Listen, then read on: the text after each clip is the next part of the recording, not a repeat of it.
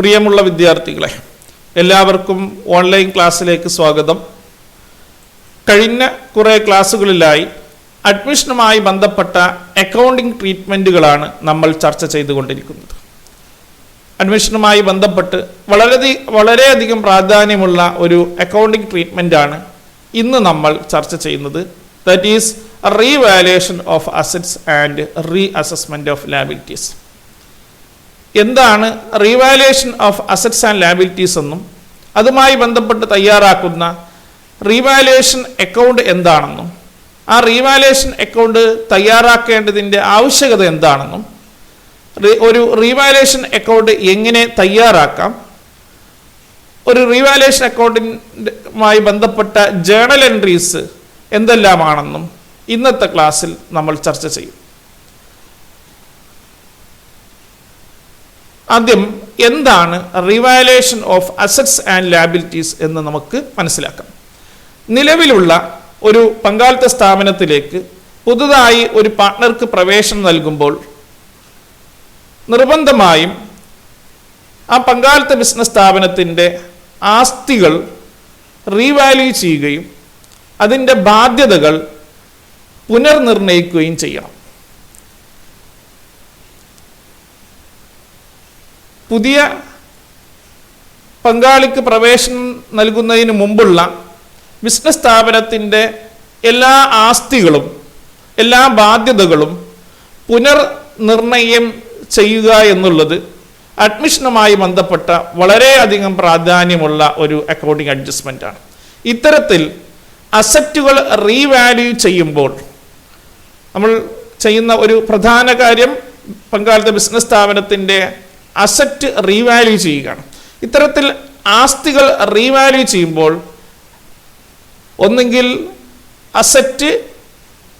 അസറ്റിൻ്റെ വിലയിൽ ഇൻക്രീസ് ഉണ്ടാവാം, അല്ലെങ്കിൽ അസറ്റിൻ്റെ വിലയിൽ ഡിക്രീസ് ഉണ്ടാവാം. ഒരു പങ്കാളിത്ത ബിസിനസ് സ്ഥാപനത്തിൻ്റെ ആസ്തിയിൽ വർധനവുണ്ടാവുക എന്നുള്ളത് ആ പങ്കാളിത്ത ബിസിനസ്സിനെ സംബന്ധിച്ചിടത്തോളം ഗെയിനാണ്, നേട്ടമാണ്. എന്നാൽ അതിൻ്റെ ആസ്തിയുടെ വിലയിൽ കുറവ് സംഭവിക്കുമ്പോൾ അത് പങ്കാളിത്ത ബിസിനസ്സിനെ സംബന്ധിച്ചിടത്തോളം അത് നഷ്ടമാണ്. അസറ്റ് റീവാല്യൂ ചെയ്യുന്നത് പോലെ തന്നെ പങ്കാളിത്ത ബിസിനസ് സ്ഥാപനത്തിൻ്റെ അതുവരെയുള്ള ബാധ്യതകൾ പുനർനിർണയിക്കുകയും ചെയ്യുന്നു. That is reassessment of liabilities. ബാധ്യതകൾ റീഅസസ്മെന്റ് നടത്തുന്നു. ഇത്തരത്തിൽ പങ്കാളിത്ത ബിസിനസ്സിൻ്റെ ലയബിലിറ്റീസ് റീഅസസ്മെന്റ് ചെയ്യുമ്പോൾ ലയബിലിറ്റിയിൽ ഒന്നുകിൽ ഇൻക്രീസ് ഉണ്ടാവാം, അല്ലെങ്കിൽ ഡിക്രീസ് ഉണ്ടാവാം. ഒരു പങ്കാളിത്ത ബിസിനസ്സിൻ്റെ ബാധ്യതയിലുണ്ടാവുന്ന വർധനവ് അതൊരിക്കലും പങ്കാളിത്ത ബിസിനസ്സിന് നേട്ടമല്ല. ആ ബാധ്യത കൂടുക എന്ന് പറഞ്ഞാൽ പങ്കാളിത്ത ബിസിനസ് സംബന്ധിച്ചിടത്തോളം അത് ലോസാണ്, നഷ്ടമാണ്. എന്നാൽ ഒരു പങ്കാളിത്ത ബിസിനസ്സിൻ്റെ ബാധ്യതയിൽ കുറവ് സംഭവിക്കുമ്പോൾ അത് പങ്കാളിത്ത ബിസിനസ്സിനെ സംബന്ധിച്ചിടത്തോളം ഒരു ഗെയിൻ, നേട്ടമാണ്, അല്ലേ? ഒരു ബാധ്യത കുറയുമ്പോൾ അത് നേട്ടവും ബാധ്യത കൂടുമ്പോൾ അത് ലോസുമാണ്. എന്നാൽ ഒരു അസറ്റിൻ്റെ കാര്യത്തിലോ അസറ്റിൽ വർധനവുണ്ടാവുമ്പോൾ അത് ഗെയിനാണ്, നേട്ടമാണ്. എന്നാൽ അസറ്റിൻ്റെ വിലയിൽ കുറവും ഉണ്ടാവുമ്പോഴാണ് അത് നഷ്ടമായി മാറുന്നത്. ഇങ്ങനെ പങ്കാളിത്ത ബിസിനസ് സ്ഥാപനത്തിൻ്റെ അസറ്റും ലയബിലിറ്റിയും റീവാല്യൂ ചെയ്യുന്നതോടൊപ്പം തന്നെ ആ പങ്കാളിത്ത ബിസിനസ്സിൽ വല്ല അൺറെക്കോർഡ് അസറ്റ് ഉണ്ടോ, അൺറെക്കോർഡ് ലയബിലിറ്റി ഉണ്ടോ എന്നുള്ളത് നമ്മൾ പരിഗണിക്കുന്നുണ്ട്. അപ്പോൾ പുതിയ പങ്കാളിയുടെ പ്രവേശനവുമായി ബന്ധപ്പെട്ട് അസറ്റും ലയബിലിറ്റി റീവാല്യൂ ചെയ്യുമ്പോൾ ഇതുവരെയും റെക്കോർഡ് ചെയ്യാത്ത അസറ്റുകൾ വല്ലതും ഉണ്ടെങ്കിൽ അതുകൂടി നമ്മൾ പരിഗണിക്കുന്നുണ്ട്. അതോടൊപ്പം തന്നെ ഇതുവരെയും റെക്കോർഡ് ചെയ്യപ്പെടാത്ത, അതായത് ബാലൻസ് ഷീറ്റിൽ രേഖപ്പെടുത്താത്ത വല്ല ബാധ്യതയും കണ്ടെത്തുകയാണെങ്കിൽ അതും നമ്മൾ ഈ അവസരത്തിൽ പരിഗണിക്കുന്നുണ്ട്. ഒരു പങ്കാളിത്ത ബിസിനസ്സിനെ സംബന്ധിച്ചിടത്തോളം അൺറെക്കോർഡ് അസറ്റ്, റെക്കോർഡ് ചെയ്യപ്പെടാത്ത അസറ്റ് പിന്നീട് കണ്ടെത്തുകയാണ് ചെയ്യുന്നത്. അത് പങ്കാളിത്ത ബിസിനസ് സ്ഥാപനത്തിൻ്റെ അക്കൗണ്ടിൽ ഉൾപ്പെടുത്തുമ്പോൾ അത് പങ്കാളിത്ത ബിസിനസ് സംബന്ധിച്ചിടത്തോളം അതൊരു ഗെയിനാണ്, നേട്ടമാണ്. റെക്കോർഡ് ചെയ്യാത്ത, രേഖപ്പെടുത്താത്ത ഒരു ആസ്തി വരികയാണ്, ഇല്ലേ? അപ്പോൾ അത് പങ്കാളിത്ത ബിസിനസ് സംബന്ധിച്ചിടത്തോളം നേട്ടമാണ്. എന്നാൽ റെക്കോർഡ് ചെയ്യപ്പെടാത്ത ഒരു ബാധ്യതയാണ് നമ്മൾ കണ്ടെത്തുന്നതെങ്കിൽ, ഇതുവരെയും ബാലൻസ് ഷീറ്റിൽ കാണിക്കാത്ത ഒരു ബാധ്യത നമ്മൾ കാണുകയാണെങ്കിൽ അതും നമ്മൾ പരിഗണിക്കണം. അത് പങ്കാളിത്ത ബിസിനസ് സംബന്ധിച്ചിടത്തോളം അതൊരു നഷ്ടമാണ്. ഇങ്ങനെ ഒരു പങ്കാളിയുടെ അഡ്മിഷൻ സമയത്ത് പങ്കാളിത്ത സ്ഥാപനത്തിൻ്റെ നിലവിലുള്ള ആസ്തികളും ബാധ്യതകളും റീവാല്യൂ ചെയ്യുകയും അതുമായി ബന്ധപ്പെട്ട് എത്രത്തോളം ലാഭമുണ്ട് നഷ്ടമുണ്ട് എന്ന് കണ്ടെത്തുകയും ചെയ്യണം. ഇത്തരത്തിൽ എത്രയാണ് ലാഭം നഷ്ടം എന്ന് കണ്ടെത്തുന്നതിന് വേണ്ടി ഒരു പ്രത്യേക അക്കൗണ്ട് തയ്യാറാക്കേണ്ടതുണ്ട്. ആ അക്കൗണ്ടിൻ്റെ പേരാണ് റീവാലുവേഷൻ അക്കൗണ്ട്. അപ്പോൾ റീവാലുവേഷൻ അക്കൗണ്ട് തയ്യാറാക്കി കഴിഞ്ഞാൽ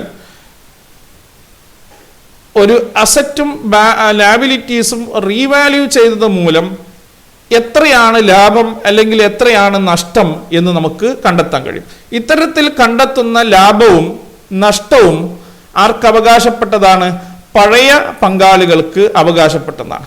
ലാഭമാണെങ്കിൽ പഴയ പങ്കാളികൾക്കിടയിൽ അവരുടെ ഓൾഡ് റേഷ്യോയിൽ അത് ഡിസ്ട്രിബ്യൂട്ട് ചെയ്യുന്നു. ഇനി അസറ്റും ലാബിലിറ്റീസും റീവാല്യൂ ചെയ്തപ്പോൾ നഷ്ടമാണ് ഉണ്ടായതെങ്കിൽ ആ നഷ്ടം പുതിയ പങ്കാളി സഹിക്കേണ്ടതില്ല. അത് പഴയ പങ്കാളികളുടെ പിരീഡിലേതാണ് അല്ലേ. പുതിയ പങ്കാളിക്ക് പ്രവേശനം നൽകുന്നതിന് മുമ്പുള്ള ആസ്തികളും ബാധ്യതകളും റീവാല്യൂ ചെയ്തപ്പോഴുള്ള നഷ്ടമായതിനാൽ അത് പഴയ പങ്കാളികൾ അവരുടെ പഴയ റേഷ്യോയിലാണ് ഡിസ്ട്രിബ്യൂട്ട് ചെയ്യേണ്ടത്. അപ്പോൾ പുതുതായി ഒരു പങ്കാളിക്ക് പ്രവേശനം നൽകുന്ന സമയത്ത് നമ്മൾ ആ പങ്കാളിത്ത സ്ഥാപനത്തിൻ്റെ അസറ്റും ലാബിലിറ്റിയും റീവാല്യൂ ചെയ്യുന്നു. ആ റീവാല്യൂ ചെയ്ത് ലാഭമാണോ നഷ്ടമാണോ എന്ന് കണ്ടെത്തുന്നു. അത്തരത്തിൽ ലാഭമാണോ നഷ്ടമാണോ എന്ന് കണ്ടെത്താൻ വേണ്ടി തയ്യാറാക്കുന്ന അക്കൗണ്ടാണ് റീവാലുവേഷൻ അക്കൗണ്ട്. ഈ റീവാലുവേഷൻ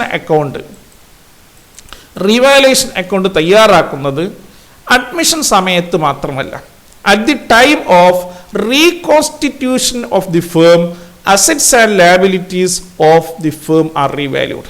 ഒരു പങ്കാളിത്ത സ്ഥാപനത്തിൻ്റെ റീകോൺസ്റ്റിറ്റ്യൂഷൻ സമയത്ത്, ഒരു പങ്കാളിത്ത സ്ഥാപനം പുനഃസംഘടിപ്പിക്കപ്പെടുന്ന സമയങ്ങളിൽ ആ പങ്കാളിത്ത സ്ഥാപനത്തിൻ്റെ ആസ്തികളും ബാധ്യതകളും റീവാല്യൂ ചെയ്യുന്നു.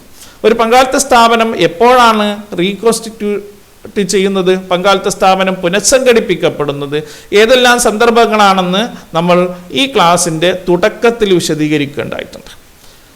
First, change in profit share ratio, പങ്കാളിത്ത സ്ഥാപനത്തിൻ്റെ നിലവിലുള്ള ലാഭനഷ്ടാനുപാതത്തിൽ മാറ്റം വരുമ്പോൾ. മറ്റൊന്ന്, അഡ്മിഷൻ ഓഫ് എ പാർട്ട്ണർ. മറ്റൊന്ന്, retirement of a partner. Next, then death of a partner, amalgamation of two partnership firm. ഇത്തരം സന്ദർഭങ്ങളിലെല്ലാം ഒരു പങ്കാളിത്ത സ്ഥാപനം അതിൻ്റെ നിലവിലുള്ള പങ്കാളിത്ത ഉടമ്പടി അവസാനിപ്പിച്ച് പുതിയ ഒരു ഉടമ്പടി പ്രകാരം പുനഃസംഘടിപ്പിക്കപ്പെടുന്നുണ്ട്. അപ്പോൾ ഈ സന്ദർഭങ്ങളിലെല്ലാം തന്നെ ചെയ്യേണ്ട ഒരു പ്രധാന അക്കൗണ്ടിങ് ട്രീറ്റ്മെൻ്റ് ആണ് revaluation of assets and liabilities. അപ്പോൾ ഇത് അഡ്മിഷൻ സമയത്ത് മാത്രമല്ല എന്ന് മനസ്സിലാക്കുക. ആയതുകൊണ്ട് തന്നെ നമ്മൾ ഈ ഒരു അഡ്ജസ്റ്റ്മെൻറ്റ് അഡ്മിഷനുമായി ബന്ധപ്പെട്ട് നമ്മൾ പഠിച്ചു കഴിഞ്ഞാൽ ഇനി റിട്ടയർമെൻറ്റ് ഡെത്തുമായി ബന്ധപ്പെട്ടും ഇതേ കാര്യം തന്നെ ഒരു മാറ്റവുമില്ലാതെ നമുക്ക് പഠിക്കേണ്ടതുണ്ട്. ആയതുകൊണ്ട് ഈ സമയത്ത് തന്നെ ഇത് വളരെ വ്യക്തമായി മനസ്സിലാക്കാൻ നിങ്ങൾ ശ്രമിക്കുക. The change made in the value of assets and liabilities R recorded in revaluation account. നമുക്കറിയാം, അസറ്റിൻ്റെ വിലയിലും ലയബിലിറ്റീസിൻ്റെ വിലയിലുണ്ടാവുന്ന മാറ്റം എല്ലാം റെക്കോർഡ് ചെയ്യാൻ വേണ്ടി ഒരു പ്രത്യേക അക്കൗണ്ട് തയ്യാറാക്കുന്നുണ്ട്. ആ അക്കൗണ്ടാണ് revaluation account. After recording the increase or decrease in the assets and liabilities, നമ്മൾ ഈ റീവാലുവേഷൻ അക്കൗണ്ടിൽ നമ്മൾ മുമ്പ് മനസ്സിലായി, അസറ്റിൻ്റെ വിലയിൽ വർധനവോ കുറവോ ഉണ്ടാവാം, ലയബിലിറ്റീസിൽ ഇതേപോലെ വർധനവോ കുറവോ ഉണ്ടാവാം. ഇതെല്ലാം രേഖപ്പെടുത്തി കഴിഞ്ഞാൽ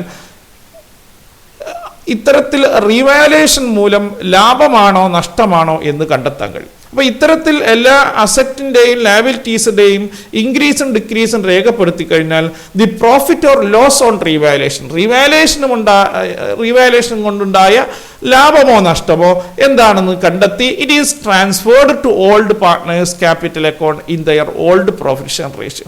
അത് പഴയ പങ്കാളികളുടെ ക്യാപിറ്റൽ അക്കൗണ്ടിലേക്ക് പഴയ റേഷ്യോയിൽ നമ്മൾ വീതിക്കുന്നു, ട്രാൻസ്ഫർ ചെയ്യുന്നു. അപ്പോൾ റീവാലുവേഷനുമായി ബന്ധപ്പെട്ട് ഒരു പ്രത്യേക അക്കൗണ്ട് തയ്യാറാക്കുന്നുണ്ട്. ആ അക്കൗണ്ടിൻ്റെ പേരാണ് റീവാലുവേഷൻ അക്കൗണ്ട്. റീവാലുവേഷൻ അക്കൗണ്ടിൽ അസറ്റിൻ്റെയും ലാബിലിറ്റീസിൻ്റെയും ഇൻക്രീസും ഡിക്രീസും അതോടൊപ്പം തന്നെ അൺറെക്കോർഡ് അസറ്റും അൺറെക്കോർഡ് ലാബിലിറ്റീസും എല്ലാം രേഖപ്പെടുത്തുന്നു. അങ്ങനെ രേഖപ്പെടുത്തിയതിന് ശേഷം റിവാലുവേഷനുമായി ബന്ധപ്പെട്ട് ലാഭമാണോ നഷ്ടമാണോ എന്ന് കണ്ടെത്തുന്നു. ആ കണ്ടെത്തിയ ലാഭമാണെങ്കിലും നഷ്ടമാണെങ്കിലും പഴയ പങ്കാളികൾക്ക് അവരുടെ പഴയ റേഷ്യോയിൽ ട്രാൻസ്ഫർ ചെയ്യുന്നു. അപ്പോൾ എന്താണ് റിവാലുവേഷൻ എന്നുള്ള ആ ഒരു കൺസെപ്റ്റ് നമ്മൾ അവതരിപ്പിച്ചു കഴിഞ്ഞു. അതുമായി ബന്ധപ്പെട്ട് തയ്യാറാക്കുന്ന ഒരു പ്രധാന അക്കൗണ്ടാണ് റീവാലുവേഷൻ അക്കൗണ്ട്. ഇനി നമുക്ക് എന്താണ് റീവാലുവേഷൻ അക്കൗണ്ട് എന്ന് മനസ്സിലാക്കാം.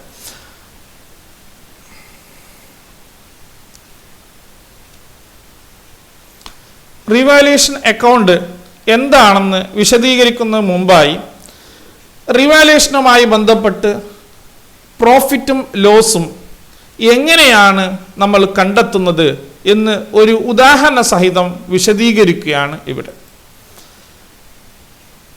നമ്മൾ വിശദീകരിച്ചു റിവാലുവേഷനുമായി ബന്ധപ്പെട്ട് അസറ്റിൻ്റെ വിലയിൽ വർധനവുണ്ടാവാം, അല്ലെങ്കിൽ കുറവുണ്ടാവാം.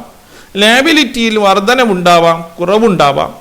അല്ലെങ്കിൽ അൺറെക്കോർഡ് അസറ്റ് ഉണ്ടാവാം, അല്ലെങ്കിൽ അൺറെക്കോർഡ് ലാബിലിറ്റി ഉണ്ടാവാം.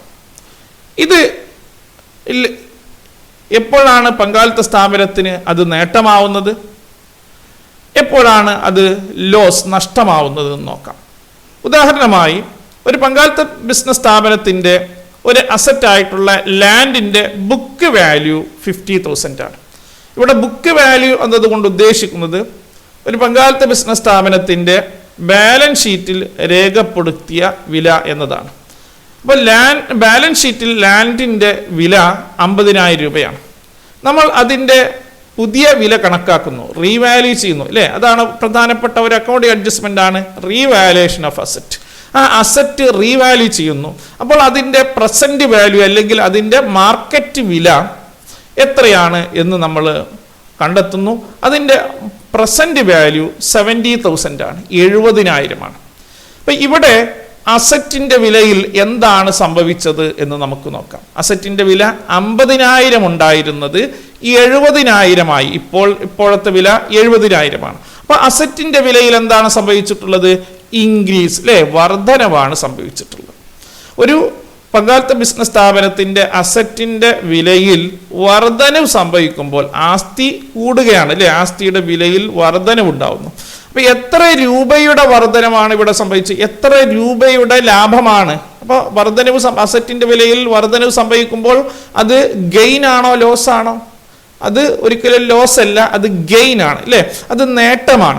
അപ്പോൾ എത്ര രൂപയുടെ നേട്ടമാണ് ഉണ്ടായിട്ടുള്ളത്? നമുക്കറിയാം 50,000 ഉണ്ടായിരുന്ന ലാൻഡിൻ്റെ ഇപ്പോഴത്തെ വില 70,000 ആണ്. അപ്പോൾ 20,000 രൂപയുടെ ഗെയിനാണ് ഇതുമൂലം ഉണ്ടായിട്ടുള്ളത്. അപ്പോൾ നമുക്ക് മനസ്സിലാക്കാം, ഒരു അസറ്റിൻ്റെ വിലയിൽ വർധനവുണ്ടാകുമ്പോൾ അതുമൂലം നമുക്ക് പങ്കാളിത്ത ബിസിനസ്സിന് ഗെയിൻ അല്ലെങ്കിൽ പ്രോഫിറ്റ് ആണ് ഉണ്ടാകുന്നത്. ഇനി മറ്റൊരു ഉദാഹരണം നോക്കാം. സ്റ്റോക്കിൻ്റെ ബുക്ക് വാല്യൂ 40,000, അതിൻ്റെ പ്രസൻറ്റ് വാല്യൂ 50,000. ബുക്ക് വാല്യൂ 40,000 ആയിരുന്നു, എന്നാൽ ഇപ്പോഴത്തെ അതിൻ്റെ വില 50,000 ഉണ്ട്. അപ്പോൾ നമുക്കറിയാം അസറ്റിൻ്റെ വിലയിൽ എന്താണ് ഉണ്ടായിട്ടുള്ളത്? ഇൻക്രീസ് ആണ്. അതുമൂലം എത്ര രൂപയുടെ ഗെയിൻ ഉണ്ടായിട്ടുണ്ട്? 40,000 ഉള്ളത് 50,000 ആയപ്പോൾ 10,000 രൂപയുടെ ഗെയിൻ ഉണ്ടായിട്ടുള്ളത്. അപ്പോൾ ഈ രണ്ട് കേസിലും അസറ്റിൻ്റെ വിലയിൽ വർധനവ് സംഭവിക്കുകയാണ്. അസറ്റിൻ്റെ വിലയിൽ വർധനവ് ഉണ്ടാകുമ്പോൾ അതുമൂലം നമുക്ക് ഗെയിൻ ആണ് ഉണ്ടാവുന്നത് എന്ന് മനസ്സിലാക്കാം. ദെൻ മറ്റൊരു ഉദാഹരണം ഫർണിച്ചറിൻ്റെ book value 10,000. Book value balance ഷീറ്റിലുള്ള വില 10,000 രൂപയാണ്. എന്നാൽ അതിൻ്റെ ഇപ്പോഴത്തെ വില നമ്മൾ കണക്കാക്കി നോക്കി, അത് ഓൺലി 80,000, 8,000 രൂപയേ ഉള്ളൂ. 8,000, 8,000 രൂപയേ ഉള്ളൂ. അപ്പോൾ 10,000 ഉള്ളത് ഇപ്പോഴത്തെ വില എത്രയാണ്? 8,000 ആയിട്ടുണ്ട്. എന്ന് പറഞ്ഞാൽ അസറ്റിൻ്റെ വിലയിൽ ഇൻക്രീസ് ആണോ ഡിക്രീസ് ആണോ? 10,000 ഉള്ളത് 8,000 എന്ന് പറയുമ്പോൾ നമുക്കറിയാം ഡിക്രീസ് ആണ്, അല്ലേ? അസറ്റിൻ്റെ വിലയിൽ കുറവ് സംഭവിച്ചു. ഒരു പങ്കാളിത്ത ബിസിനസ്സിൻ്റെ ആസ്തിയുടെ വിലയിൽ കുറവ് സംഭവിക്കുമ്പോൾ അത് ബിസിനസ്സിനെ സംബന്ധിച്ചിടത്തോളം ഗെയിൻ ആയിരിക്കുമോ അല്ലെങ്കിൽ ലോസ് ആയിരിക്കുമോ? അതൊരിക്കലും ഗെയിൻ ആയിരിക്കില്ല, അല്ലേ? അത് ലോസ് ആയിരിക്കും. ഇവിടെ എത്ര രൂപയുടെ നഷ്ടമാണ് അസറ്റിന്റെ വിലയിൽ അല്ലെങ്കിൽ ആസ്തിയുടെ വില കുറഞ്ഞത് മൂലം ഉണ്ടായിട്ടുള്ളത്? 10,000 ഉള്ളത് 8,000 അപ്പോൾ എത്രയാണ് അസറ്റിന്റെ വിലയിലുണ്ടായ മാറ്റം, കുറവ്? ഓൺലി 2,000, 2,000 രൂപയാണ്. മറ്റൊരു ഉദാഹരണം നോക്കാം. Plant and machinery book value 60,000, അതിൻ്റെ പ്രസന്റ് വാല്യൂ 52,000. 60,000 ബാലൻസ് ഷീറ്റുള്ള വില. എന്നാൽ ഇപ്പോഴത്തെ അതിൻ്റെ മാർക്കറ്റ് റേറ്റ് എത്രയുള്ളൂ? 52,000 ഉള്ളൂ. അപ്പോൾ നമുക്ക് മനസ്സിലാക്കാം അതും എന്താണ്? Decrease in the value of asset, അല്ലേ? അസറ്റിന്റെ വിലയിൽ കുറവാണ് സംഭവിച്ചത്. അപ്പൊ എത്ര രൂപയുടെ കുറവാണ് ഇവിടെ ഉണ്ടായിട്ടുള്ളത്? 60,000 നിന്നും 52,000 കുറച്ചാൽ നമുക്ക് കിട്ടുന്നത് 8,000, അല്ലെ? 8,000 രൂപയുടെ കുറവാണ്. ആ അസറ്റിന്റെ വിലയിൽ ഉണ്ടാവുന്ന കുറവ് എന്ന് പറയുന്നത് എന്താണ്? ലോസ്, നഷ്ടമായിരിക്കും, അല്ലെ? അപ്പോൾ ഇവിടെ അസറ്റിന്റെ വിലയിൽ വർധനവുണ്ടായി, അസറ്റിന്റെ വിലയിൽ കുറവ് സംഭവിച്ചു. ആ ഉദാഹരണങ്ങൾ നമ്മൾ വിശദീകരിച്ചു. ഇനി മറ്റൊരു എക്സാമ്പിൾ നോക്കാം. ക്രെഡിറ്റേഴ്സ് എന്താണ്? ഒരു ലയബിലിറ്റിയാണ്, അല്ലേ? നമ്മൾക്ക് ക്രെഡിറ്റേഴ്സ് എന്ന് പറയുന്നത് നമ്മളുടെ ബാലൻസ് ഷീറ്റിന് ലയബിലിറ്റി സൈഡ് രേഖപ്പെടുന്ന ഒരു ഐറ്റാണ് ക്രെഡിറ്റേഴ്സിന്റെ ബുക്ക് വാല്യൂ 20,000 ആയിരുന്നു. അതിൻ്റെ ഇപ്പോഴത്തെ റേറ്റ് പ്രസന്റ് വാല്യൂ 19,000, 19,000. അപ്പോൾ കടക്കാർക്ക് കൊടുക്കാനുള്ളത് എത്രയാണ്? 20,000. എന്നാൽ ഇപ്പോൾ അത് കണക്കാക്കി നോക്കുമ്പോൾ, അതിനെ പുനർനിർണയിച്ച് നോക്കുമ്പോൾ അത് എത്രയേ ഉള്ളൂ? 19,000 കൊടുക്കാനുള്ളൂ. അപ്പോൾ ലയബിലിറ്റി ഇവിടെ എന്താണ്? കുറയുകയാണ് ചെയ്തത്. ലയബിലിറ്റി കുറയുമ്പോൾ അസറ്റ് കുറയുന്നത് പോലെയാണോ നമ്മൾ പരിഗണിക്കുക? അല്ല. ബിസിനസ് സ്ഥാപനത്തിന്റെ ബാധ്യത കുറയുമ്പോൾ അത് നഷ്ടമാണോ? അല്ല. ബിസിനസിന്റെ ബാധ്യത കുറയുകയാണ് ചെയ്തത്. അപ്പോൾ 1,000 രൂപ കുറഞ്ഞു. അപ്പോൾ 1,000 രൂപ കുറഞ്ഞു എന്ന് പറഞ്ഞാൽ decrease in the value of liability. ലയബിലിറ്റിയുടെ വില കുറയുക എന്ന് പറഞ്ഞാൽ അത് നഷ്ടമല്ല, അത് നേട്ടമാണ്, അല്ലേ? നമ്മളെ സംബന്ധിച്ചിടത്തോളം അത്രയും ബാധ്യത കുറഞ്ഞു. ഇനി മറ്റൊരു ഉദാഹരണം നോക്കാം. Bank loan. നമ്മളെ ബാങ്ക് ലോൺ എന്നുള്ള ലാബിലിറ്റി ബുക്ക് ബാലൻസ് ഷീറ്റുള്ള റേറ്റ് 25,000. എന്നാൽ അതിൻ്റെ ഇപ്പോഴത്തെ റേറ്റ് നമ്മൾ റീ അസസ്മെന്റ് നടത്തി. അപ്പോൾ 27,000 നമുക്ക് ബാങ്ക് ലോൺ ഇനത്തിൽ ബാധ്യതയുണ്ട്. അപ്പോൾ ബാധ്യതയുടെ കാര്യത്തിൽ, ബാങ്ക് ലോണിന്റെ കാര്യത്തിൽ ഇവിടെ എന്ത് സംഭവിച്ചു? 2,000 രൂപയുടെ ഇൻക്രീസ്, വർധനമാണ് ഉണ്ടായത്. അപ്പോൾ ബാധ്യതയിൽ വർധനവ് എന്ന് പറഞ്ഞാൽ അത് ബിസിനസ് സംബന്ധിച്ചിടത്തോളം നേട്ടമല്ല, അത് ബിസിനസ് സംബന്ധിച്ചിടത്തോളം എന്താണ്? നഷ്ടമാണ്, ലോസാണ്. എത്ര രൂപയുടെ ലോസാണ് ഇവിടെ ഉണ്ടായിട്ടുള്ളത്? 2,000 രൂപയുടെ ലോസാണ് ഉണ്ടായിട്ടുള്ളത്. ഇനി മറ്റൊരു ഐറ്റം നോക്കാം. Unrecorded investment. പുതിയ പങ്കാളിക്ക് പ്രവേശനം നടത്തിയപ്പോൾ നമ്മൾ അസറ്റും ലയബിലിറ്റീസും റീവാല്യൂ ചെയ്തു. അപ്പോഴാണ് നമ്മൾ ഒരു ഇതുവരെയും റെക്കോർഡ് ചെയ്യപ്പെടാത്ത ഒരു ഇൻവെസ്റ്റ്മെന്റ് കണ്ടെത്തുന്നത്. അപ്പൊ അൺറെക്കോർഡ് ഇൻവെസ്റ്റ് എന്ന് പറഞ്ഞാൽ ബിസിനസ് സ്ഥാപനത്തിന്റെ ബാലൻസ് ഷീറ്റിൽ ഇതുവരെയും റെക്കോർഡ് ചെയ്യാത്ത ഒരു അസറ്റ് നമ്മൾ കണ്ടെത്തുകയാണ്. അതാണ് അൺറെക്കോർഡഡ് അസറ്റ് എന്ന് പറയുന്നത്. ഇവിടെ റെക്കോർഡ് ചെയ്യാത്ത ഒരു ഇൻവെസ്റ്റ്മെന്റ് 5,000 നമ്മൾ കണ്ടെത്തുകയാണ്. അപ്പൊ അൺറെക്കോർഡഡ് ഇൻവെസ്റ്റ്മെന്റ് എന്ന് പറഞ്ഞാൽ ഇതുവരെയും റെക്കോർഡ് ചെയ്യാത്ത ഒരു ആസ്തിയാണ് നമ്മൾ കണ്ടെത്തുന്നത്. അത് ഏതുപോലെ തന്നെയാണ്? അസറ്റിൽ ഉണ്ടായ വർധനവ് പോലെ തന്നെയാണ് അത് പരിഗണിക്കേണ്ടത്. അത് ബിസിനസ് സംബന്ധിച്ചിടത്തോളം നഷ്ടമാണോ? അല്ല, അത് ബിസിനസ് സംബന്ധിച്ചിടത്തോളം നേട്ടമാണ്, ഗെയിനാണ്. ഇനി മറ്റൊരു ഉദാഹരണം. Unrecorded creditors. നമ്മൾ ക്രെഡിറ്റേഴ്സിൽ ഒരു 3,000 ക്രെഡിറ്റേഴ്സ് നമ്മൾ രേഖപ്പെടുത്താൻ വിട്ടുപോയിട്ടുണ്ട്. അപ്പോൾ ബാലൻസ് ഷീറ്റിൽ അത് കാണുന്നില്ല. എന്നാൽ പിന്നീട് നമ്മൾ കണ്ടെത്തിയതാണ് ഇത്. അപ്പോൾ അൺറെക്കോർഡഡ് ലയബിലിറ്റി ആണിത്. അപ്പോൾ ഇത്തരത്തിൽ ലയബിലിറ്റി, റെക്കോർഡ് ചെയ്യാത്ത ലയബിലിറ്റി ഉണ്ടായേക്കാം. ലയബിലിറ്റി, ഒരു ബാധ്യത റെക്കോർഡ് ചെയ്യാത്തത് നമ്മൾ വീണ്ടും പരിഗണിക്കണം. അതപ്പോൾ പങ്കാളിത്ത ബിസിനസ് സംബന്ധിച്ചിടത്തോളം നേട്ടമാണോ? അല്ല, ഒരിക്കലും അല്ല, അത് ലോസാണ്, അല്ലേ? അപ്പോൾ 3,000 രൂപയുടെ നഷ്ടമാണ് അതുപോലെ ഉണ്ടാകുന്നത്. അപ്പോൾ നോക്കൂ, ഒരു അസറ്റിൻ്റെയും ലയബിലിറ്റിയുടെയും റീവാലുവേഷൻ നടത്തുമ്പോൾ അതുമൂലം ഗെയിനും ലോസും സംഭവിക്കാം, അല്ലേ?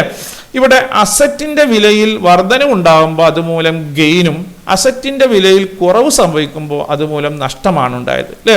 അതേപോലെ ലയബിലിറ്റി കുറയുമ്പോൾ നേട്ടവും ലയബിലിറ്റി കൂടുമ്പോൾ നഷ്ടവുമാണ് സംഭവിക്കുന്നത്. അൺറെക്കോർഡ് അസറ്റ് എന്ന് പറഞ്ഞാൽ അതുകൊണ്ട് ഗെയിനാണ്. അൺറെക്കോർഡ് ലയബിലിറ്റി, നമുക്ക് നോക്കൂ, അൺറെക്കോർഡ് ക്രെഡിറ്റേഴ്സ് മൂലം അത് ലോസ് ആണ് ഉണ്ടാകുന്നത്. ഇവിടെയെല്ലാം നമ്മൾ ഇവിടെ റെക്കോർഡ് ചെയ്യുന്നത് ലാൻഡ് 50,000 70,000 മാറി അല്ലെ, അതിന്റെ ഇപ്പോഴത്തെ വില 70,000 അപ്പൊ 70,000 രൂപയുടെ വർധനമാണോ സംഭവിച്ചത്? അല്ല, അവിടെ യഥാർത്ഥത്തിൽ എത്രയാണോ വർധനം ഉണ്ടായത് അത് മാത്രമാണ് നമ്മൾ രേഖപ്പെടുത്തുന്നത്. 50,000 70,000 മാറും. 70,000 ആവുമ്പോൾ അതിന്റെ വിലയിൽ 20,000 രൂപയുടെ വർധനമാണ് ഉണ്ടാവുന്നത് അല്ലെ. അപ്പൊ ഇവിടെ റീവാലുവേഷനുമായി ബന്ധപ്പെട്ട് നമ്മൾ എത്ര രൂപയുടെ വർധനവുണ്ടായി, എത്ര രൂപയുടെ കുറവുണ്ടായി എന്നാണ് പരിഗണിക്കുന്നത്. അല്ലാതെ എത്ര രൂപ വർദ്ധിച്ചു എന്നുള്ളതല്ല. എത്ര രൂപ അപ്പോൾ 50,000 70,000 എന്ന് പറയുമ്പോൾ 70,000 രൂപയും നേട്ടമില്ല. അതിൽ എത്ര രൂപയുടെ വർധനമാണ് ഉണ്ടായത് എന്നുള്ളതാണ് നമ്മൾ പ്രത്യേകം പരിഗണിക്കേണ്ടത്. അപ്പൊ ഈ രീതിയിൽ ഒരു പുതിയ പങ്കാളിക്ക് അഡ്മിഷൻ നൽകുമ്പോൾ ആസ്തികളും ബാധ്യതകളും റീവാല്യൂ ചെയ്യുന്നു. അങ്ങനെ റീവാല്യൂ ചെയ്യുമ്പോൾ നമുക്ക് ഗെയിനും ലോസും കണ്ടെത്താവുന്നതാണ്. ഇനി ഇതിൻ്റെ എല്ലാം ഒരു ഗ്രാൻഡ് ടോട്ടൽ നമുക്ക് കണ്ടെത്താം.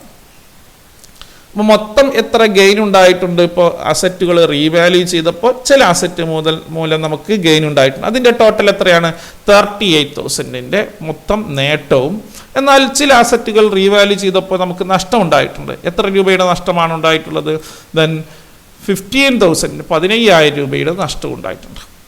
അപ്പോൾ ഇവിടെ നേട്ടവും നഷ്ടവും ഉണ്ടായിട്ടുണ്ട്. അപ്പോൾ ഇതുമൂലം മൊത്തത്തിൽ എത്ര നെറ്റ് പ്രോഫിറ്റ്, മൊത്തത്തിൽ എത്ര ലാഭം ഉണ്ടായിട്ടുണ്ടാവും എന്ന് നമുക്ക് കണ്ടെത്താൻ എന്ത് ചെയ്താൽ മതി? Profit on revaluation of assets and liabilities.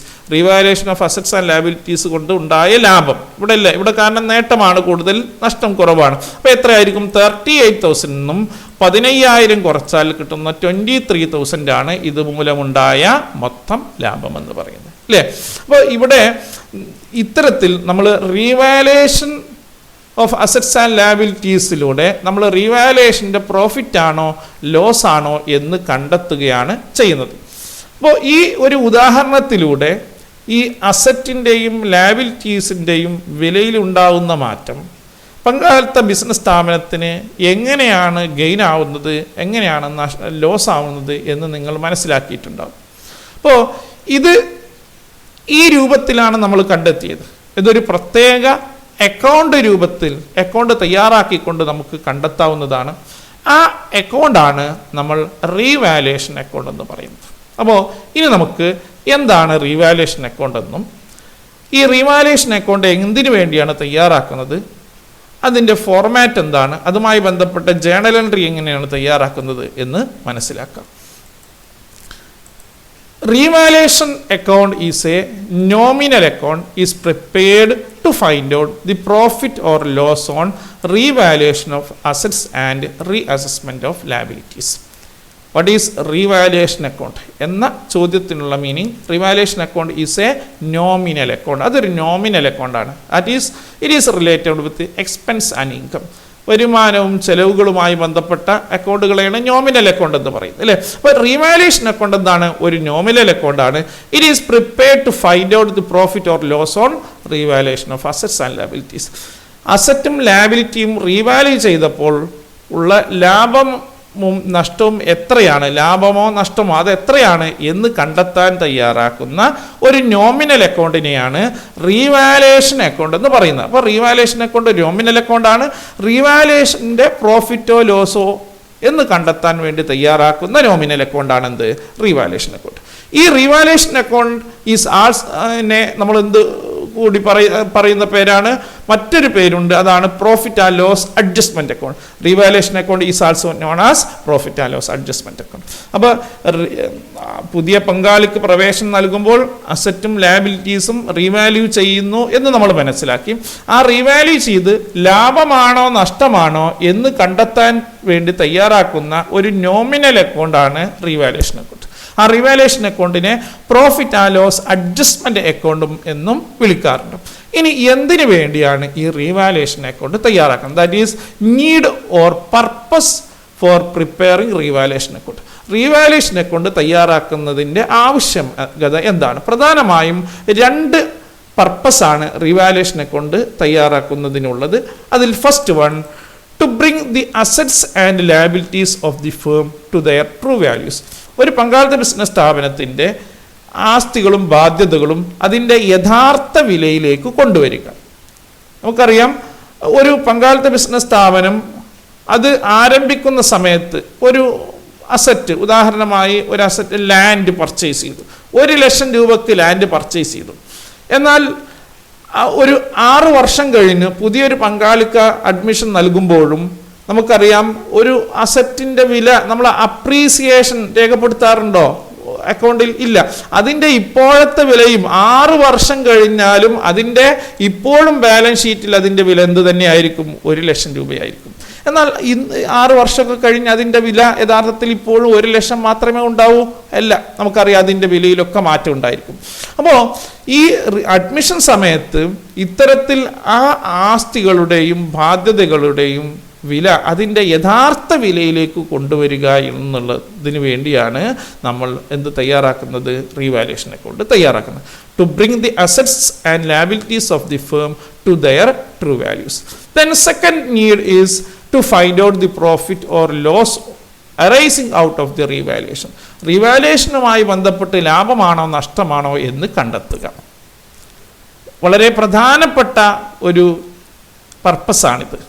Revaluation of assets and liabilities, അസറ്റും ലാബിലിറ്റിയും റീവാല്യൂ ചെയ്തത് മൂലം ലാഭമാണോ നഷ്ടമാണോ എന്ന് കണ്ടെത്തുക എന്നുള്ളതാണ് റീവാലുവേഷൻ അക്കൗണ്ടിൻ്റെ മറ്റൊരു നീഡ് അല്ലെങ്കിൽ പർപ്പസ്. അപ്പോൾ 2 പ്രധാനപ്പെട്ട പർപ്പസുകൾ ഒന്നുകൂടി റിപ്പീറ്റ് ചെയ്യുന്നു.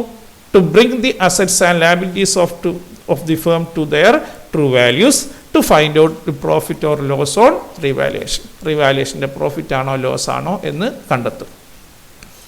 ഇനി നമുക്ക് ഒരു റീവാലുവേഷൻ അക്കൗണ്ട് തയ്യാറാക്കുന്നത് എങ്ങനെ എന്ന് നമുക്ക് പരിശോധിക്കാം.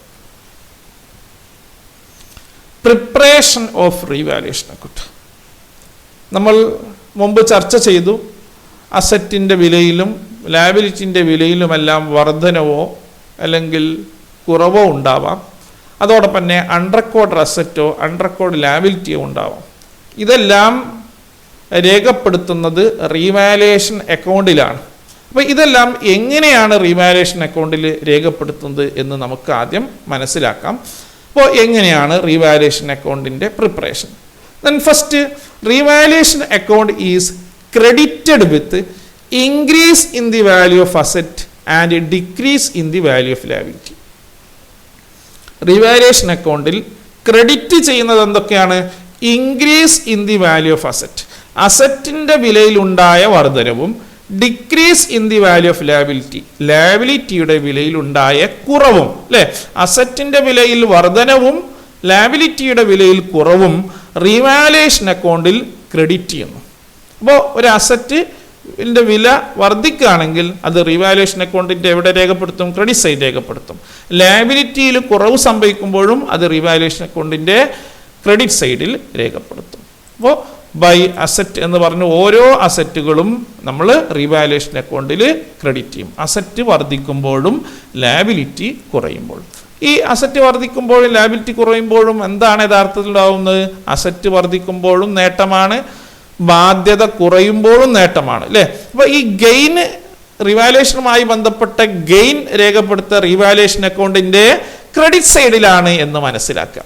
Then next, it is debited with decrease in the value of asset and increase in the value of liability. അസറ്റിൻ്റെ വിലയിൽ ഉണ്ടാവുന്ന കുറവും ലയബിലിറ്റിയുടെ വിലയിൽ ഉണ്ടാകുന്ന വർധനവും, അല്ലെ, ഇൻക്രീസും രേഖപ്പെടുത്തുന്നത് റീവാലുവേഷൻ അക്കൗണ്ടിൻ്റെ ഡെബിറ്റ് സൈഡിലാണ്. അതായത് അസറ്റിൻ്റെ വില കുറയുക എന്ന് പറഞ്ഞാലും ലയബിലിറ്റി കൂടുക എന്ന് പറഞ്ഞാലും ഒരു പങ്കാളിത്ത ബിസിനസ് സംബന്ധിച്ചിടത്തോളം എന്താണ്? ലോസാണ്. അപ്പോൾ റീവാലുവേഷനുമായി ബന്ധപ്പെട്ട ലോസുകൾ എവിടെയാണ് രേഖപ്പെടുത്തുക?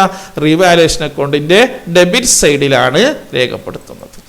ടു അസറ്റ് കുറയുമ്പോഴും ദെൻ ലയബിലിറ്റി കുറയുമ്പോൾ ടു ലയബിലിറ്റി എന്നിങ്ങനെ റീവാലുവേഷൻ അക്കൗണ്ടിൽ ഡെബിറ്റ് ചെയ്യുന്നു. അപ്പോൾ അസറ്റിൻ്റെയും ലയബിലിറ്റീസിൻ്റെയും ഇൻക്രീസും ഡിക്രീസും നമ്മൾ മനസ്സിലാക്കി കഴിഞ്ഞു. ഇനി മറ്റൊരു ഐറ്റമാണ് unrecorded asset, if any, are recorded are credited to the revaluation account. റീവാലുവേഷനുമായി ബന്ധപ്പെട്ട് വല്ല അൺറെക്കോർഡഡ് അസറ്റും കണ്ടെത്തുകയാണെങ്കിൽ ബാലൻസ് ഷീറ്റിൽ റെക്കോർഡ് ചെയ്യാത്ത ഒരു അസറ്റ് അപ്പോഴാണ് നമ്മൾ കണ്ടെത്തിയത്. ആ അസറ്റ് ഇതുവരെയും ബാലൻസ് ഷീറ്റിൽ റെക്കോർഡ് ചെയ്തിട്ടില്ല, അല്ലെങ്കിൽ ബുക്സ് ഓഫ് അക്കൗണ്ട് റെക്കോർഡ് ചെയ്തിട്ടില്ല. അങ്ങനെ ഒരു അസറ്റ് നമ്മൾ കണ്ടെത്തുകയാണ്. അപ്പോൾ അൺറെക്കോർഡ് അസറ്റ് ഞാൻ മുമ്പ് ഓർമ്മപ്പെടുത്തി, അത് ബിസിനസ് സംബന്ധിച്ചിടത്തോളം നേട്ടമാണ്. അപ്പോൾ നേട്ടങ്ങളെല്ലാം എവിടെ രേഖപ്പെടുത്തുക? ക്രെഡിറ്റ് സൈഡിൽ. അപ്പോൾ അൺറെക്കോർഡ് അസറ്റ് എവിടെ രേഖപ്പെടുത്തുന്നത്? ക്രെഡിറ്റ് സൈഡിലാണ്. ബൈ അസറ്റ് എന്ന് പറഞ്ഞുകൊണ്ട് അൺറെക്കോർഡ് അസറ്റ് രേഖപ്പെടുത്തുന്നു. അപ്പോൾ അൺറെക്കോർഡ് അസറ്റ് ക്രെഡിറ്റ് സൈഡിലാണ് രേഖപ്പെടുത്തുന്നതെങ്കിൽ അൺറെക്കോർഡ് ലയബിലിറ്റി എവിടെയായിരിക്കും എന്ന് നിങ്ങൾക്ക് ഊഹിക്കാവുന്നതേ ഉള്ളൂ. അപ്പോൾ next, unrecorded liabilities if any are debited to revaluation account. Unrecorded liability വല്ലതും ഉണ്ടെങ്കിൽ അത് റീവാലുവേഷൻ അക്കൗണ്ടിൽ ഡെബിറ്റ് ചെയ്യും. അപ്പോൾ ഒരു റീവാലുവേഷൻ അക്കൗണ്ടിൽ എന്തെല്ലാമാണ് ഡെബിറ്റ് ചെയ്യുന്നത്, എന്തെല്ലാമാണ് ക്രെഡിറ്റ് ചെയ്യുന്നത് എന്ന് നമ്മൾ മനസ്സിലാക്കി. അപ്പോൾ അസറ്റ് ഇൻക്രീസ് ഡെബിറ്റ് ചെയ്യുമ്പോൾ, ഇൻക്രീസ് ക്രെഡിറ്റ് ചെയ്യുമ്പോൾ ഡിക്രീസ് ഡെബിറ്റാണ് ചെയ്യുന്നത്, അല്ലേ? ഇങ്ങനെ ഒരു ഓപ്പോസിറ്റ് ആയിട്ടും ഇതിനെ മനസ്സിലാക്കിയാൽ വളരെ എളുപ്പത്തിൽ നിങ്ങൾ ഇതിൻ്റെ ഏതെങ്കിലും ഒരു സൈഡ് മനസ്സിലാക്കിയാൽ മറ്റൊരു സൈഡ് നിങ്ങൾക്ക് വളരെ ഈസി ആയിട്ട് കണ്ടെത്താവുന്നതേ ഉള്ളൂ. ഉദാഹരണം, അസറ്റ് ഡിക്രീസ് ഡെബിറ്റ് ചെയ്യുമ്പോൾ അസറ്റ് ഇൻക്രീസ് ക്രെഡിറ്റ് ചെയ്യുന്നു, അല്ലേ? ലയബിലിറ്റി ഇൻക്രീസ് ആണ് ഡെബിറ്റ് ചെയ്യുന്നത്, അപ്പോൾ ലയബിലിറ്റി ഡിക്രീസ് ക്രെഡിറ്റാണ് ചെയ്യുന്നത്. അപ്പോൾ ഇങ്ങനെ എല്ലാ അസറ്റും ലയബിലിറ്റീസും അൺറെക്കോർഡ് അസറ്റും അൺറെക്കോർഡ് ലയബിലിറ്റിയും ഒക്കെ രേഖപ്പെടുത്തി കഴിഞ്ഞ് അവസാനം നമ്മൾ റീവാലുവേഷൻ അക്കൗണ്ടിൻ്റെ ബാലൻസ് കാണുന്നു. അപ്പോൾ ആ ബാലൻസ് കാണുമ്പോൾ ഒന്നെങ്കിൽ എന്താവും? റീവാലുവേഷനുമായി ബന്ധപ്പെട്ട് ലാഭമാവാം, അല്ലെങ്കിൽ റീവാലുവേഷൻ അക്കൗണ്ടുമായി ബന്ധപ്പെട്ട് നഷ്ടമാവാം. റീവാലുവേഷൻ അക്കൗണ്ടിന്റെ ലാഭം എന്ന് പറയുന്നത് റീവാലുവേഷൻ അക്കൗണ്ടിന്റെ ക്രെഡിറ്റ് സൈഡിൽ കൂടുതലാണ് ഡെബിറ്റ് സൈഡിനേക്കാൾ. എന്ന് പറഞ്ഞാൽ അതിന് എന്ത് ബാലൻസ് ആയിരിക്കും? ക്രെഡിറ്റ് ബാലൻസ് ആയിരിക്കും. അപ്പോൾ റീവാലുവേഷന്റെ പ്രോഫിറ്റ് ആണത്. എന്നാൽ റീവാലുവേഷൻ അക്കൗണ്ടിന്റെ ഡെബിറ്റ് സൈഡിലാണ് കൂടുതൽ ക്രെഡിറ്റ് സൈഡിനേക്കാളും എങ്കിലോ അതിന് എന്ത് ബാലൻസ് ആണ്? ഡെബിറ്റ് ബാലൻസ് ആണ്. റീവാലുവേഷൻ അക്കൗണ്ടിന് ഡെബിറ്റ് ബാലൻസ് ആണ്. അപ്പോൾ അത് എന്താണ്? റീവാലുവേഷന്റെ ലോസ് ആണ് സൂചിപ്പിക്കുന്നത്. അപ്പോൾ ഇങ്ങനെ finally its balance is, revaluation അക്കൗണ്ടിന്റെ balance transferred to the capital account of old partners. പഴയ പങ്കാളികളുടെ ക്യാപിറ്റൽ അക്കൗണ്ടിലേക്ക് ട്രാൻസ്ഫർ ചെയ്യുന്നു in their old profit share ratio, അവരുടെ പഴയ ലാഭ നഷ്ട അനുപാതത്തിൽ. അപ്പോൾ അവസാനമായി നമ്മൾ റീവാലുവേഷൻ അക്കൗണ്ട് ടോട്ടൽ ചെയ്യുന്നു, എന്നിട്ട് അതിൻ്റെ ബാലൻസ് കാണുന്നു. ബാലൻസ് ക്രെഡിറ്റ് ബാലൻസ് ആണെങ്കിൽ, എന്ന് പറഞ്ഞാൽ ക്രെഡിറ്റ് സൈഡിൽ കൂടുതലും ഡെബിറ്റ് സൈഡിൽ കുറവാണെങ്കിൽ ബാലൻസ് ക്രെഡിറ്റ് സൈഡിലാണ് ഡെബിറ്റ് സൈഡിലാണ് രേഖപ്പെടുത്തുക. അപ്പോൾ ക്രെഡിറ്റ് ബാലൻസ് ആണെങ്കിൽ അത് എങ്ങോട്ടാണ് ട്രാൻസ്ഫർ ചെയ്യുക? നമ്മൾ പറഞ്ഞു, പഴയ പങ്കാളികളുടെ ക്യാപിറ്റൽ അക്കൗണ്ടിലേക്ക്, old partners capital account, that is profit on revaluation. അപ്പോൾ റീവാലുവേഷൻ്റെ പ്രോഫിറ്റ് പഴയ പങ്കാളിയുടെ ക്യാപിറ്റൽ അക്കൗണ്ടിലേക്ക് പഴയ റേഷ്യോയിൽ ട്രാൻസ്ഫർ ചെയ്യുന്നു. ഇനി റീവാലുവേഷൻ അക്കൗണ്ടിന് ഡെബിറ്റ് ബാലൻസ് ആണെങ്കിൽ, എന്നാൽ ഡെബിറ്റ് സൈഡിൽ കുറവും ക്രെഡിറ്റ് സൈഡിൽ കൂടുതലുമാണെങ്കിൽ, ഡെബിറ്റ് സൈഡിൽ കൂടുതലും ക്രെഡിറ്റ് സൈഡിൽ കുറവുമാണെങ്കിൽ ബാലൻസ് എവിടെയായിരിക്കും രേഖപ്പെടുത്തുക? ക്രെഡിറ്റ് സൈഡിലായിരിക്കും. അപ്പോൾ അപ്പോഴും അത് എങ്ങോട്ടാണ് ട്രാൻസ്ഫർ ചെയ്യുന്നത്? ഓൾഡ് പാർട്ട്നേഴ്സിൻ്റെ ക്യാപിറ്റൽ അക്കൗണ്ടിലേക്കാണ്. ദാറ്റ് ഈസ്, അതാണ് ലോസ് ഓൺ റീവാലുവേഷൻ. അപ്പോൾ ഒരു റീവാലുവേഷൻ അക്കൗണ്ട് എങ്ങനെയാണ് തയ്യാറാക്കുന്നത് എന്ന് നമ്മൾ വിശദീകരിച്ചു. It is credited with increase in the value of assets and decrease in the value of liabilities, and debited with decrease in the value of asset and increase in the value of liabilities. Unrecorded asset if any are credited, and unrecorded liabilities if any are debited to the revaluation account. Finally, the balance of revaluation account, either profit or loss, transferred to the old partners capital account in their old profit sharing ratio. അപ്പോൾ revaluation account എങ്ങനെയാണ് തയ്യാറാക്കുന്നത് എന്ന് നമ്മൾ വിശദീകരിച്ചു കഴിഞ്ഞു. ഇനി ഈ റീവാലുവേഷനുമായി ബന്ധപ്പെട്ട ഓരോ ജേണൽ എൻട്രികളും എന്താണെന്ന് നമുക്ക് മനസ്സിലാക്കാം. അപ്പോൾ ഈ റീവാലുവേഷൻ അക്കൗണ്ടിൻ്റെ തയ്യാറാക്കിയ ആ മാതൃകയിൽ നിന്ന് തന്നെ നിങ്ങൾക്ക് റീവാലുവേഷൻ അക്കൗണ്ടിൻ്റെ ജേണൽ എൻട്രി നിങ്ങൾക്ക് ഊഹിച്ചെടുക്കാവുന്നതേ ഉള്ളൂ. നമുക്ക് ഓരോന്നായിട്ട് വിശദീകരിക്കാം. First case, for increase in the value of asset. അസറ്റിൻ്റെ വിലയിൽ വർധനവുണ്ടാകുമ്പോൾ എന്താണ് ജേണൽ എൻട്രി? അസറ്റ് വർദ്ധിക്കുമ്പോഴുള്ള journal entry, asset account debtor to revaluation. ഓരോ അസറ്റും ഇൻഡിവിജ്വൽ ആയിട്ട് രേഖപ്പെടുത്തണം. അപ്പോൾ ഉദാഹരണം ഫർണിച്ചറും മെഷീനറിയുമാണ് വർധന ഉണ്ടായെങ്കിൽ furniture account debtor, machinery account debtor to revaluation, ഇങ്ങനെ ഓരോന്നും ഇൻഡിവിജ്വൽ ആയിട്ട് നമ്മൾ രേഖപ്പെടുത്തണം എന്ന് മാത്രം. അല്ലാതെ വെറും asset account debtor to revaluation എന്നല്ല എഴുതേണ്ടത്. ഓരോ അസറ്റും പ്രത്യേകം രേഖപ്പെടുത്തുക. അസറ്റിന്റെ വർധന എന്ന് പറഞ്ഞാൽ എന്താണ്? അതൊരു ഗെയിൻ ആണ് എന്ന് പ്രത്യേകം ഓർക്കുക. ദെൻ അതിൻ്റെ narration being the value of asset increased, അസറ്റിൻ്റെ വിലയിൽ വർധനവ് ഉണ്ടായി അല്ലേ. നെക്സ്റ്റ് വരുന്നത് for decrease in the value of asset. അസറ്റിൻ്റെ വിലയിൽ വർധനവ് ഉണ്ടാകുമ്പോൾ asset account debtor to revaluation. അപ്പോൾ അസറ്റിൻ്റെ വിലയിൽ കുറവ് സംഭവിക്കുമ്പോൾ നമ്മൾ മുമ്പ് രേഖപ്പെടുത്തിയ അതേ ജേണൽ എൻട്രി ഓപ്പോസിറ്റ് ആയിട്ടുള്ളതായിരിക്കും അല്ലേ. അതിൻ്റെ ഓപ്പോസിറ്റ് എൻട്രി ആയിരിക്കും. എന്തായിരിക്കും? Revaluation account debtor to asset. ഇവിടെ ഏതൊക്കെ അസറ്റാണ് കുറവുണ്ടായത് അത് ഓരോന്നും ഇൻഡിവിജ്വലായിട്ട് രേഖപ്പെടുത്തണം. അസറ്റിൻ്റെ വിലയിൽ കുറവുണ്ടാകുന്നത് ഗെയിൻ ആണോ? അല്ല, അത് ലോസ് ആയിരിക്കും അല്ലേ. അപ്പോൾ അസറ്റിൻ്റെ വിലയിൽ വർധനവും ഉണ്ടാകുമ്പോൾ asset account debtor to revaluation. If decrease in the value of asset, revaluation account debtor to asset. Next for increase in the value of liability. ഏതെങ്കിലും ലാബിലിറ്റിയുടെ വിലയിൽ വർധന ഉണ്ടാകുമ്പോൾ എന്താണ് ജേണൽ എൻട്രി നോക്കാം. ലാബിലിറ്റിയുടെ വിലയിൽ വർധന ഉണ്ടാകുമ്പോൾ then revaluation account debtor to liability. Liability വർദ്ധിക്കുക, ഓരോന്നും പ്രത്യേകം നമുക്ക് രേഖപ്പെടുത്തണം. ഇപ്പോൾ ഉദാഹരണം ക്രെഡിറ്റേഴ്സിൻ്റെ വിലയിലാണ് വർധന ഉണ്ടായെങ്കിൽ revaluation account debtor to creditors, അങ്ങനെയാണ് രേഖപ്പെടുത്തുന്നത്.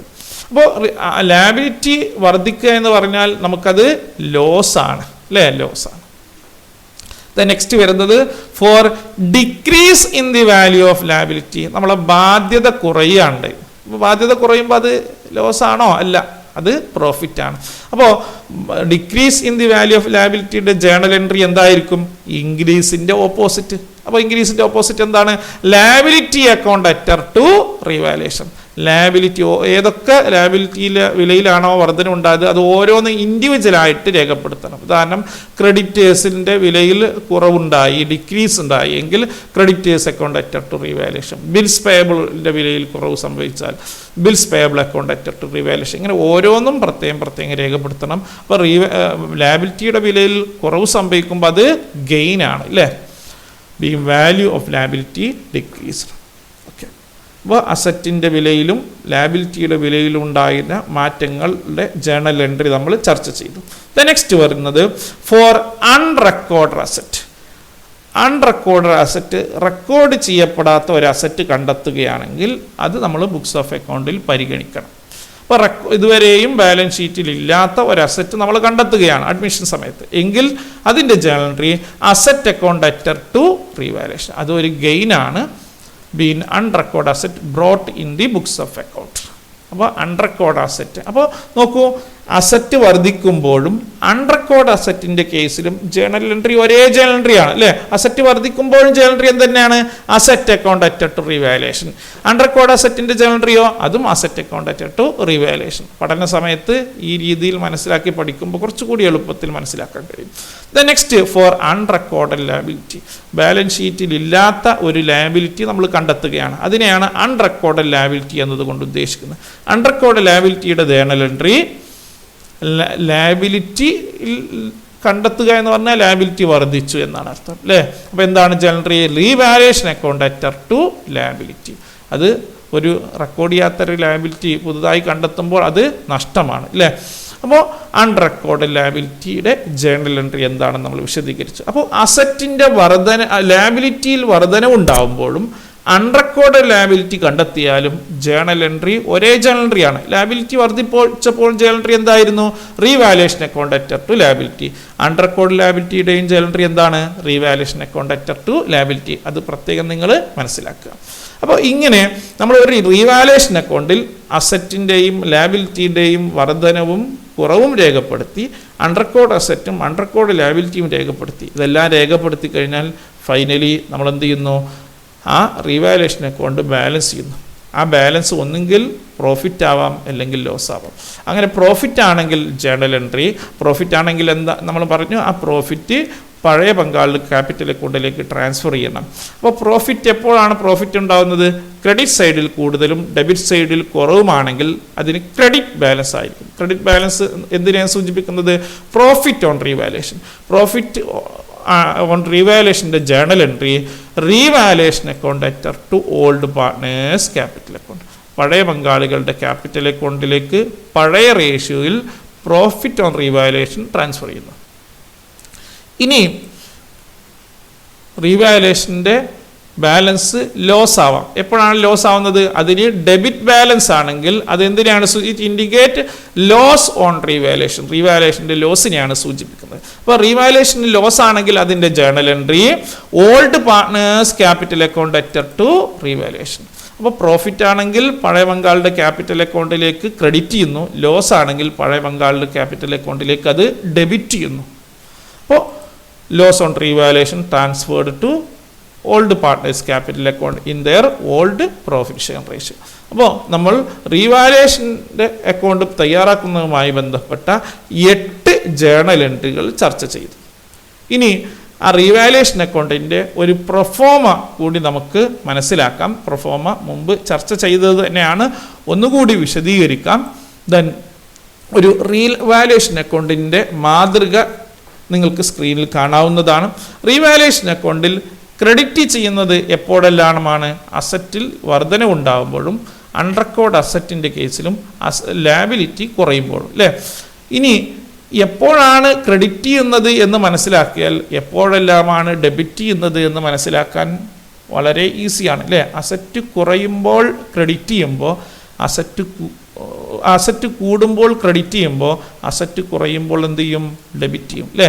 ലയബിലിറ്റി കുറയുമ്പോഴാണ് ക്രെഡിറ്റ് ചെയ്യുന്നത്, അപ്പോൾ ലയബിലിറ്റി വർദ്ധിക്കുമ്പോൾ ഡെബിറ്റ് ചെയ്യും. അൺറെക്കോർഡ് അസറ്റ് ക്രെഡിറ്റ് ചെയ്യാണ്, അപ്പോൾ അൺറെക്കോർഡ് ലയബിലിറ്റിയോ അത് ഡെബിറ്റ് ചെയ്യുന്നു. അപ്പോൾ ഇങ്ങനെ അസറ്റിൻ്റെയും ലയബിലിറ്റീസിൻ്റെയും ഇൻക്രീസും ഡിക്രീസും അൺറെക്കോർഡ് അസറ്റും അൺറെക്കോർഡ് ലയബിലിറ്റിയും റെക്കോർഡ് ചെയ്ത് കഴിഞ്ഞാൽ നമ്മളതിൻ്റെ ഫൈനലി അതിൻ്റെ ബാലൻസ് കാണുന്നു. ബാലൻസ് പ്രോഫിറ്റ് ആണെങ്കിൽ ദെൻ അതിൽ to old partners capital account എന്ന് പറഞ്ഞ് പഴയ പങ്കാളിയുടെ ക്യാപിറ്റൽ അക്കൗണ്ടിലേക്ക് നമ്മൾ ക്രെഡിറ്റ് ചെയ്യുന്നു. ഇനി ലോസ് ആണെങ്കിലോ by old partners capital account എന്ന് രേഖപ്പെടുത്തി ആ ലോസ് പഴയ പങ്കാളികളുടെ ക്യാപിറ്റൽ അക്കൗണ്ടിലേക്ക് പഴയ റേഷ്യോയിൽ നമ്മൾ ട്രാൻസ്ഫർ ചെയ്യുന്നു.